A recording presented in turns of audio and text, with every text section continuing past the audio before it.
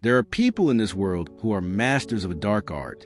They are the emotional manipulators, the narcissists, the controllers, the perpetual victims. They move through life not seeking connection, but control. They feed on emotional reactions of others, draining the peace and self-worth from those around them, especially from good, empathetic men. You know these people. You have felt the exhaustion, the confusion, and the self-doubt that comes from being in their orbit. It's like being in a state of constant, low-grade psychological warfare. You've been told to be kind, to be understanding, to turn the other cheek. But what do you do when your kindness is used as a weapon against you? What do you do when your empathy is treated as a vulnerability to be exploited? The nice guy brings his good intentions to this fight, and he is slaughtered every single time. The ancient Stoics were not nice guys. They were mental warriors. They understood the dark realities of human nature. Having navigated the treacherous courts of Roman emperors and the chaos of public life, they did not teach passivity. They taught the art of building an impenetrable inner fortress. They taught a man how to forge his own armor. Today, we are opening the Stoic armory. We are not going to give you more useless advice about being nice. We are going to issue you your armor. We will reveal the first 4 of the 9 Stoic shields, powerful principles and mindsets that you must raise to protect your peace, your purpose, and your very soul from the attacks of toxic people. And I urge you to stay, because the shields we will reveal later are the ones that narcissists fear the most, the ones that make you not just a defender, but a hard target they will learn to avoid altogether. The first and most important piece of your armor is the one that protects your mind. This is shield number 1. The shield of perception.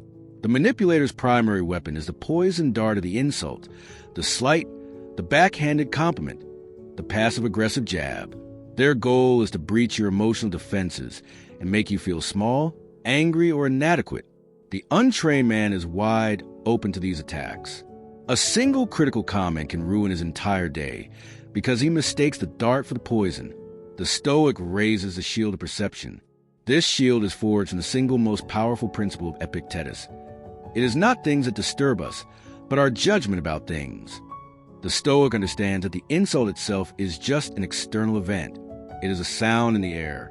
It has no inherent power. The power comes from your internal decision to agree with it, to see it as a true reflection of your worth. To raise this shield, you must become a ruthless gatekeeper of your own mind. When the attack comes, you must consciously practice a separation. You observe the event. He said these words, and you separate it from your story.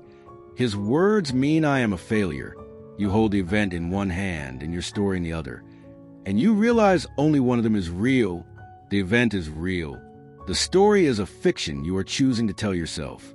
The narcissist says, "You're too sensitive." The man without a shield immediately feels shame and begins to believe it. The man with the shield of perception hears the words and thinks, he is offering opinion based on his own biased perspective.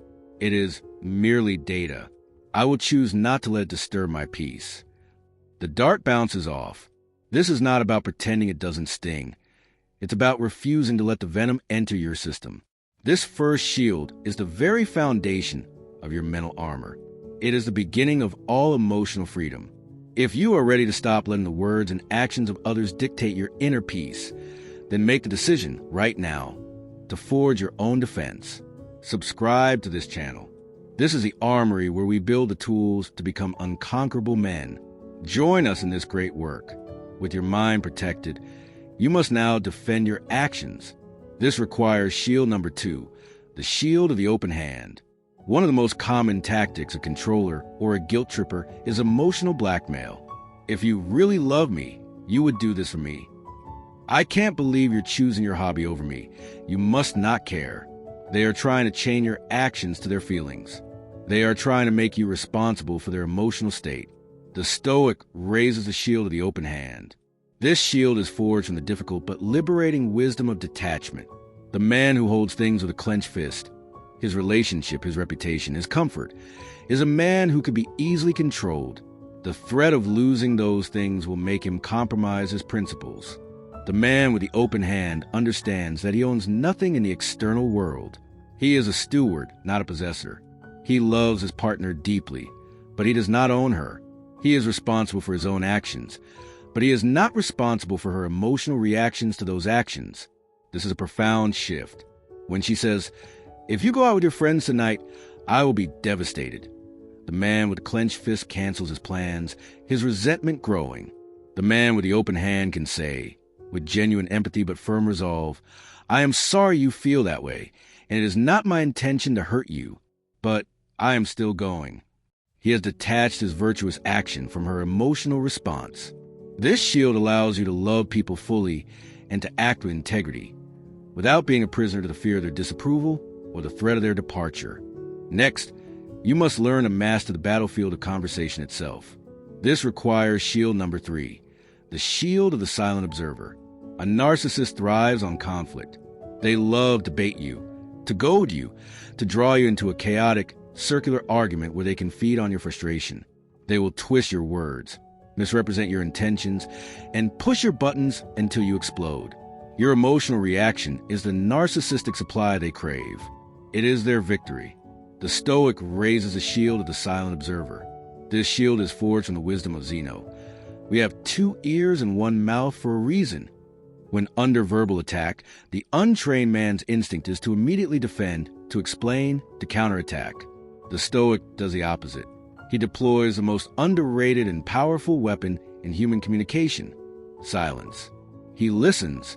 He lets the accusations fly. He lets the irrationality hang in the air.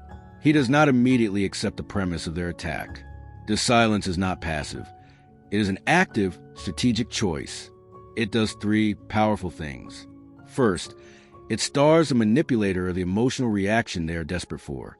Second, it often makes them uncomfortable, causing them to talk more and frequently expose their own contradictions and flawed logic. Third, it gives you the time and space to let your rational mind take over from your initial reactive impulse. When you finally do speak, your words are not a panic reaction, but a calm, deliberate choice.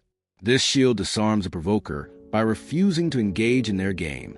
Finally, for this guide, we must forge a shield that provides the ultimate passive defense. This is shield number 4, the shield of purpose. Toxic people and drama addicts are fundamentally thieves of your most precious resource, your focused attention. Their entire operating system is designed to make their problems your priority. They will create endless emergencies, subtle crises, and emotional fires that they demand you put out.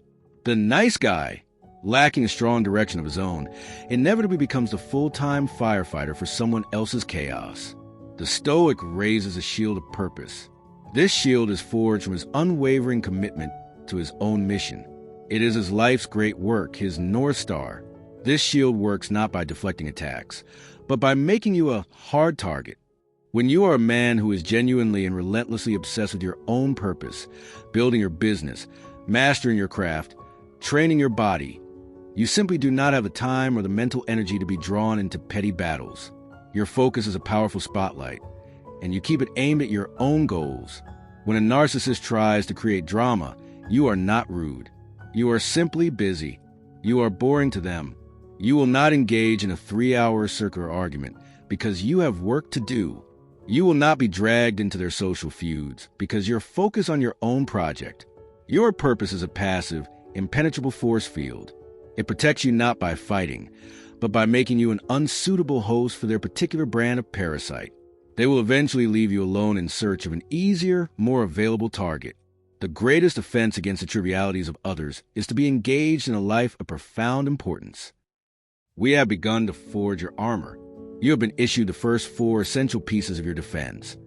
The shield of perception to deflect the poison of insults, the shield of the open hand to neutralize the chains of guilt, the shield of the silent observer to star the provoker of the reaction he craves, and the mighty shield of purpose, which makes you a hard target for the chaos of others.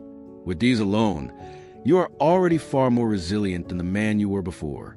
But now, we must face the more advanced forms of psychological warfare. We must forge the shields required to defend against the most insidious weapons of the skilled manipulator, the controller, and the narcissist. These are the attacks that don't just target your feelings, but your very perception of reality. We will now reveal the final 5 shields, including the one that reflect a narcissist's own toxicity back at them, and the ultimate defense that makes you truly unconquerable. This brings us to the fifth, and perhaps most technically skilled piece of your armor. This is shield number 5, the shield of the mirror. The most dangerous attack a manipulator uses is gaslighting and blame shifting. They will twist reality, deny facts, and expertly reframe situations to make you believe that you're the one who is crazy, oversensitive, or at fault. A direct defense against this often fails, as you are accepting their frame and arguing within it. The Stoic warrior does not argue within the enemy's frame. He uses his wisdom to reflect it back. The shield of the mirror is not about blocking. It is about reflecting their own distorted logic back at them to the power of calm, objective questioning. When they launch an attack of blame, this entire evening is ruined because you are in a bad mood. The man without a shield gets defensive. No, I'm not. It's because you did this. The man with the shield of the mirror does not accept the premise. He doesn't defend. He holds up the polished mirror of Socratic questioning. He asks calmly, "Can you help me understand the specific connection between my mood and the evening being ruined?" Or, "So what I am hearing is that my internal feeling has the power to ruin this external event. Is that correct?" He does not use a sarcastic tone. He is a genuine scientist of the conversation, asking for clarity. This does two powerful things. It forces a manipulator to either try and explain their own irrationality, which often causes them to expose themselves, or to become enraged that their tactic isn't working. You are not attacking them. You are simply showing them a perfect reflection of their own statement and forcing them to contend with it. This shield is forged from Stoic reason and is the ultimate defense against the fog of gaslighting. Next, we must forge a shield that protects your very life force. This is shield number 6, the shield of self-reliance. A core strategy of a controller is to create codependency. They want you to believe that you need them for your happiness, for your emotional stability, or for your sense of self-worth. They slowly isolate you, becoming the sole provider of your emotional nourishment, which they can then withhold to control you. The Stoic raises a shield of self-reliance. This shield is forged from the Stoic ideal that a man must be a complete and whole individual on his own. He is a fortress that can sustain itself indefinitely. This is not just a mindset. It is a practice. You forge this shield by actively and consistently cultivating your own sources of fulfillment, meaning, and happiness that have absolutely nothing to do with your partner. This means building and maintaining strong friendships with virtuous men. It means having your own hobbies and passions that light you up. It means learning to not just tolerate, but to actively enjoy your own solitude. The man who has his own well to drink from cannot be controlled by someone who threatens to poison his water. When a manipulator threatens to withdraw their affection, it is a minor inconvenience to the man with the shield, not an existential threat. He can look upon their threat with calm and say, "I would prefer that you didn't, but my well-being does not depend on it." This self-reliance is not selfish. It is a prerequisite for a healthy relationship built on choice, not on need. Now we come to the most advanced and powerful mindset in your arsenal, the one promise in the hook. This is shield number 7, the shield of benevolent indifference. This is the master shield. It defends against the entire arsenal of emotional manipulation. The untrained man thinks he must either be emotionally invested and vulnerable to attack, or cold, callous, and distant.